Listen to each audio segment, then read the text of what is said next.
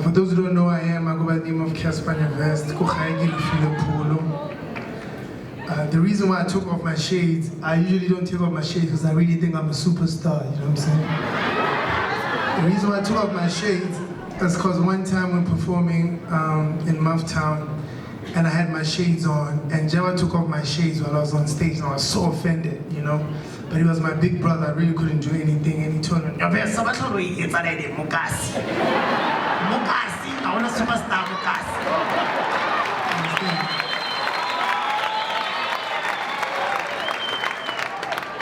And that moment lived with me, you know? And I always have to remind myself to keep humbling myself and keep on living by some of the things that I learned from Jabba. And now that my shades are off, because I'm Tsambo Jamana hope draw my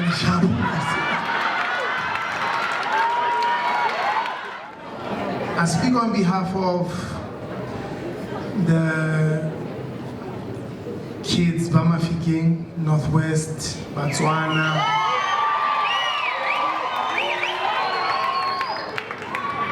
Jabba gave us a sense of pride, a sense of belonging through his music.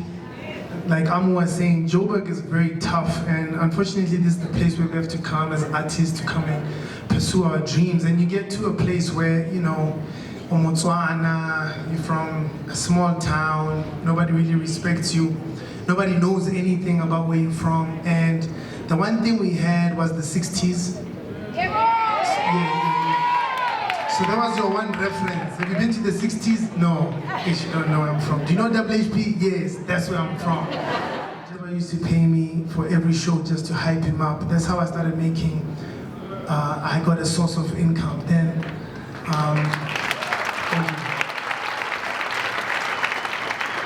And my biggest dream at that time was to sign to Jabba, right? And as he would always put me on the spot, he told me that I'm not an artist that should be signed. I could be a businessman and should be as big as Lil Wayne, like Sabelo would say. He would always tell me that, and I'd be like, man, this guy's so crazy, I'm hungry. I'm just trying to release this album. But he would always tell me that, no, I can't sign you, I can't sign you, I can't. Eventually, you know, I ended up having to do my own thing, and he was right. I ended up blowing up in a way that I also couldn't understand, you know. My success was really, really crazy. And we drifted apart. I was very busy, he was very busy. There was a lot of assumptions. And long story short, me and Jabba had like a very big fallout. But I'm proud to say that I have never, not once in public, disrespected him. I have never, not once in public, shared how or responded to any of the stuff that I felt. And I'm so glad that I didn't, because those are the videos that will be going up on the internet right now.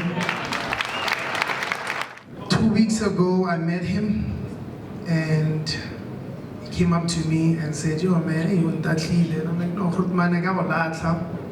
I sent you a text. I showed him the text. There's actually a small video of me and him talking. And he looked me in the eyes like, hey, Nyovest, and I told him I love him too. And we carried on speaking, but he carried on saying, hey, and looked me in the eyes, you know? And we took a picture. He forced me to pray with him. Unashamedly so, and that's one of the things that he taught me. And I feel like just as he always put me on the spot, he has put us on the spot again. I think this was unexpected, well, for me.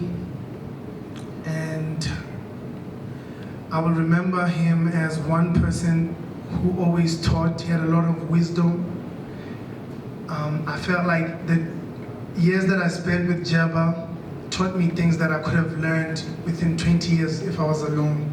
And he taught me in a short period of time. And he's put us on the spot to say that we need to love one another more that was his biggest message, and we need to love God, and that would be my ending note.